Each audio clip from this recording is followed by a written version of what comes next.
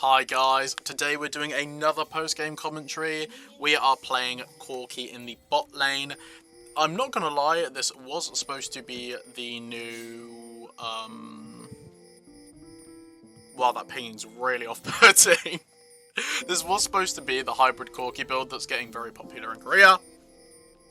However, I don't play mid lane, and the game ended, I'm gonna be honest, just too quickly. So we're going to change it slightly.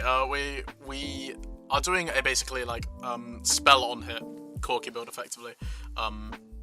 That's how far we got in the bot lane. So for runes we have Fleet Footwork, Triumph, Legend Alacrity and Cutdown, as well as Gathering Storm and Transcendence. Nothing really surprising here. The only thing that's really different is we are in the bot lane. So Soraka did have to back, so we are almost just trading with the Braum. We do get him very low. This Braum for a Braum player was very aggressive.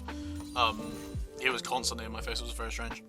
We are just going to farm the first couple waves. We do go mana immune first item, so we are going to be looking to poke the enemy as often as possible just to make some stacks of that. Just to get that build up, we are going to be going for the mana immune first item. I'd argue that is absolutely Corki's best item, regardless of whatever build you're going. Mana immune is just so good on him. So we are just going to be building up stacks of that. We're just going to be farming a pretty normal bot lane laning phase. So I guess the predominant question is why Corki bot lane over in the mid lane. Really would flash by Soraka, but we're not going to talk about it just yet. I absolutely love Corki in the bot lane. He's one of my favourite AD carries, even though he is now a mid laner. He's just so easy to farm with and build up this lead that most ADCs want to do, that it doesn't really matter that you're not in the mid lane. You can still do everything you want to do in the bot lane, and even sometimes I think more effectively when you have that support. We are going to get a gank from my Kindred. We do, she does even get the first blood. We unfortunately don't get an assist. I was way too busy farming, I'm not going to lie. I saw her come in, I thought they're going to be under tower, there's no point. They actually turned on her for some reason. Soraka was able to come and save her, so she does get the assist, but we do get first blood. Bad play by me, I should have gone with her and had a bit more faith. But, you know, can't change the past. But yeah, I just think that Corki, sort of trades really well in the bot lane. He has a lot of poke, he can very easily build up a lead, he's very safe. He is almost like a second Ezreal, or a different Ezreal, I suppose. The only thing you really lose out is the ability to use your passive in the special delivery, but even that can be used in certain circumstances in the bot lane. We are just be poking it down that tower. We don't quite get the turret plate, which is annoying. However, we do get a fair bit of damage on it. We're able to just go back to CSing. Again, we're not quite building a lead on the Caitlyn yet. Just because I'm terrible at CSing. Again, another reason I love Corki in the bot lane. Wow, I'm really terrible at CSing today. But we will at least stay even. Again, this Braum was really quite constantly on us, poking us down loads. But we do retreat a little bit just so that the Braum doesn't get too on our faces and push us off the minions. Caitlyn again is a massive backline threat.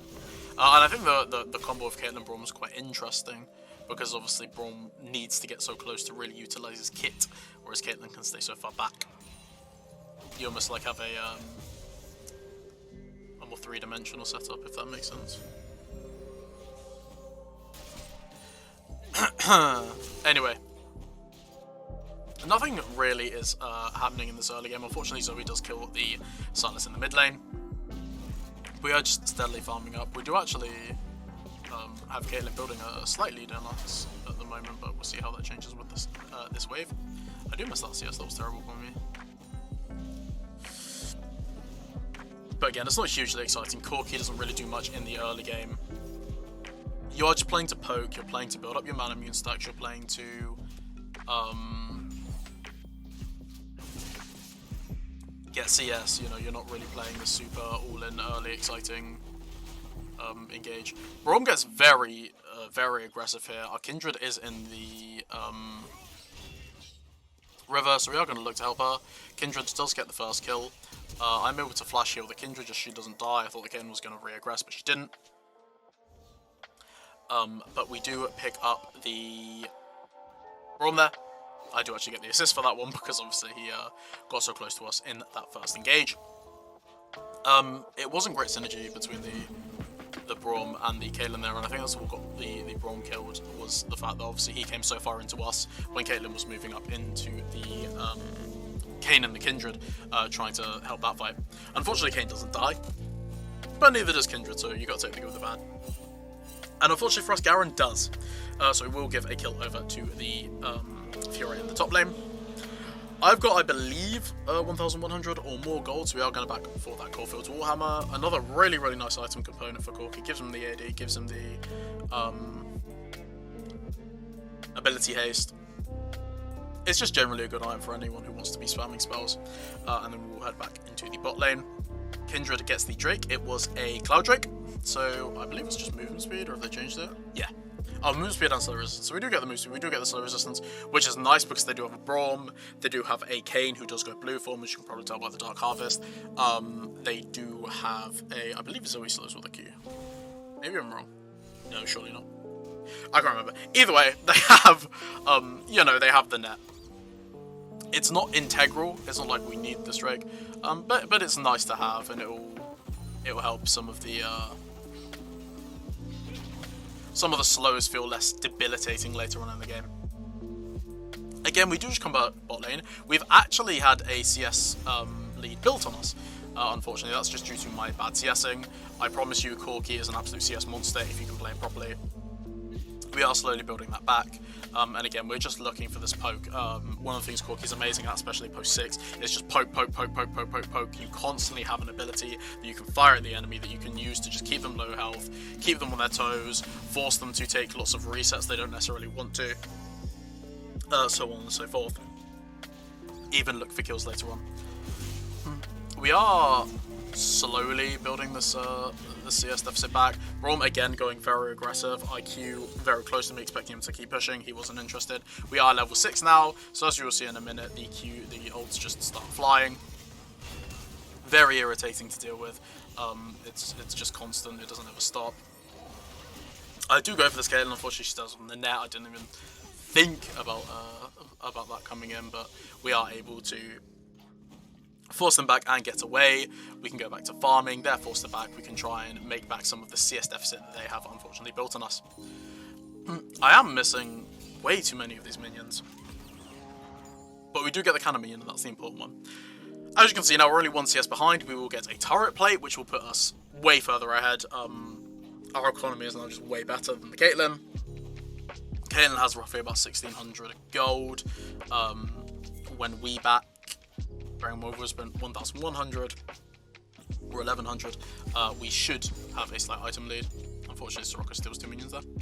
But it is what it is. I probably wouldn't have got them anyway, if you can't tell by the way I'm CSing. We do get another turret plate here, which is massive.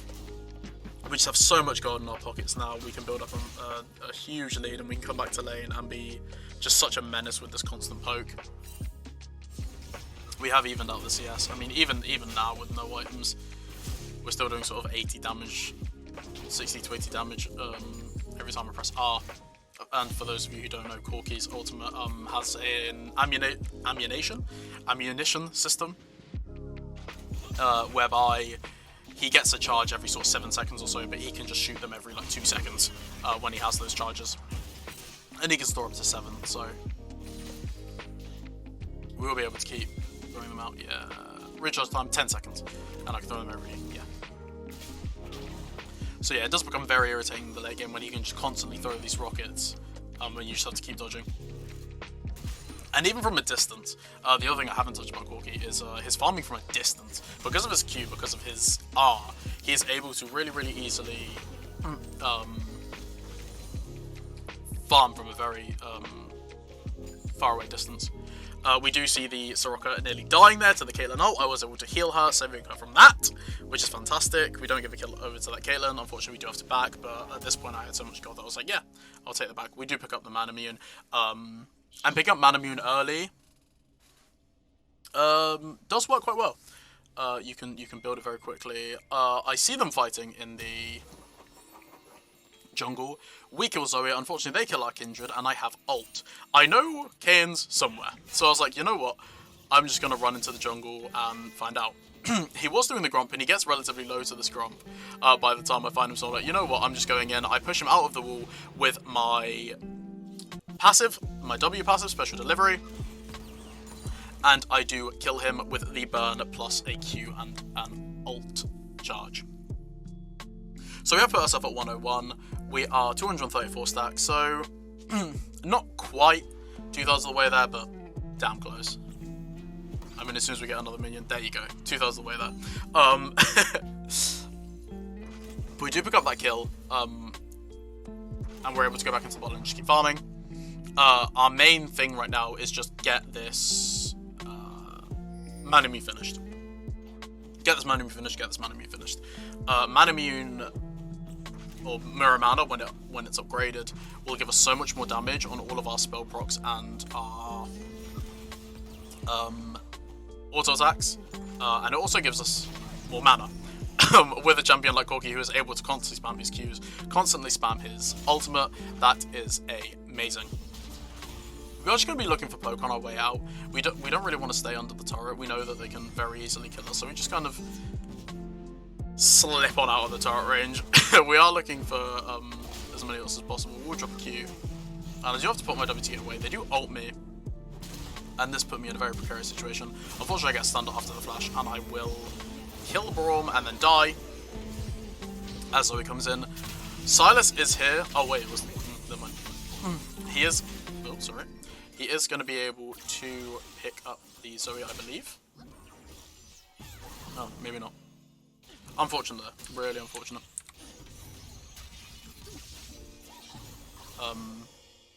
I believe they can do get out. Sorry, I'm having issues with my camera, which is why I'm stuttering so much at the moment. They are going to be able to get out, which is fantastic. We do get the revive. Unfortunately, Soraka again. Oh, gets sniped, but then so does the Caitlyn. Zoe almost killing the Caitlyn there, unfortunately. As you... Oh. Yeah, I pinged it because I was like, why the hell has Zoe just killed her? But either way, a little bit of a trade in the bot lane. Unfortunately, the Soraka dies. Unfortunately, she gets the kill and not me. Unfortunately, I wasn't looking where the hell I was going. But we do see Braum here, and I hit him with an ultimate, and I'm like, you know what, if he wants to go here, I will just kill him. There's no way that he can contest me on his own. So I'll just go into him, do my own thing. And he's forced to back off, we can get more CS.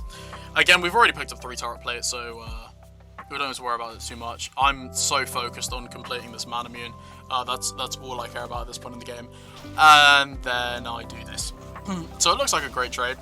Should get the kill. Unfortunately, he does have both the Lock of the Ancillary and his thing. I take 2 turret shots, and Caitlyn ult exists.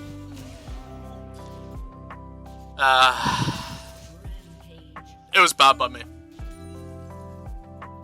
It was not good by me, to put it lightly.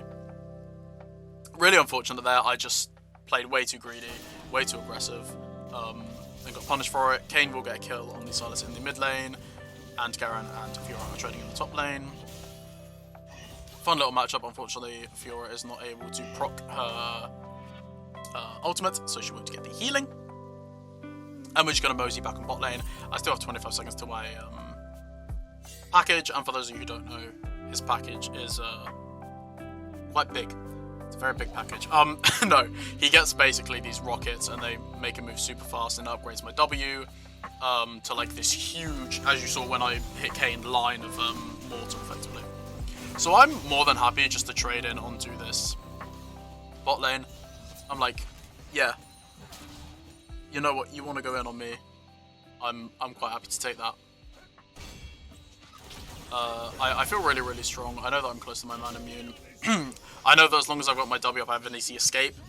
It's basically a little dash. Unfortunately, I do the trap, and I do force every form of healing out of our team possible. But I go back in. I've got full health now. It doesn't matter to me. And as that dissipates, we just look for some CS on the way out. I'm fine to keep poking. If Braum plays over aggressive here, he will die. I know that. And I know as long as I don't get too in his face, or as long as Caitlyn can't hit me with the Braum as well, they can't really stop me. They're going to be forced to back off again.